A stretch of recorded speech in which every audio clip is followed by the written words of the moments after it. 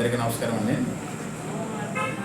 2 రోజుల క్రితం కామవరపుకోట గ్రామంలోని వీరభద్రస్వామి దేవస్థానానికి సంబంధించినటువంటి స్థల వివాదంలో రెండు వర్గాలుగా ఏర్పడి ఒక దొమ్మిగా ఒక వర్గం సంబంధించిన ఇంట్లోకి ప్రవేశించి వారిని కొట్టి వారి యొక్క ఆస్తులు ధ్వంసం చేసినటువంటి సంఘటన జరిగింది.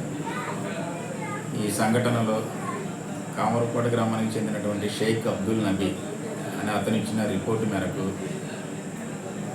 కడిగిలగూడ పోలీస్ స్టేషన్లో క్రైమ్ నెంబర్ 153/25 కేసు నమోదు చేయడం జరిగింది. ఈ కేసు అటెంప్ట్ మ్యాటర్ అండ్ ఈ ఫర్నిచర్ ధ్వంసం చేసిన దానికి తగిన సెక్షన్స్ వేసి కేసు నమోదు చేయడం జరిగింది. ఈ సంఘటనలో సుమారుగా ఒక 50 మంది ముద్దాయిలు పార్టిసిపేట్ చేసి ఒక ఇంటిని ధ్వంసం చేసి వారి ఇంట్లో ఉన్నటువంటి 3 అన్నదమ్ములు కూడా విపరీతంగా కొట్టడం జరిగింది.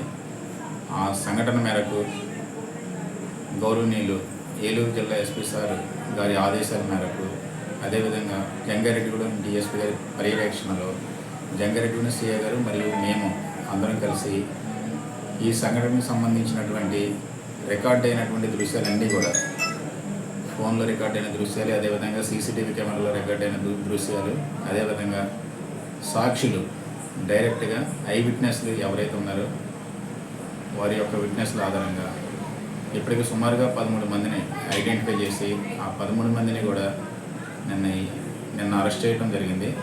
వారందరినీ కూడా చింతలపూడి కోర్టులో ప్రొడ్యూస్ చేస్తే మేజిస్ట్రేట్ గారు వారందరికీ కూడా 14 రోజులు రిమాండ్ విధించారు. వీరందరినీ కూడా ప్రస్తుతం సెంట్రల్ జైలు రాజమండ్రికి తరలించడం జరిగింది. అదేవిధంగా ఈ కేసులో ఇంకా ఉన్న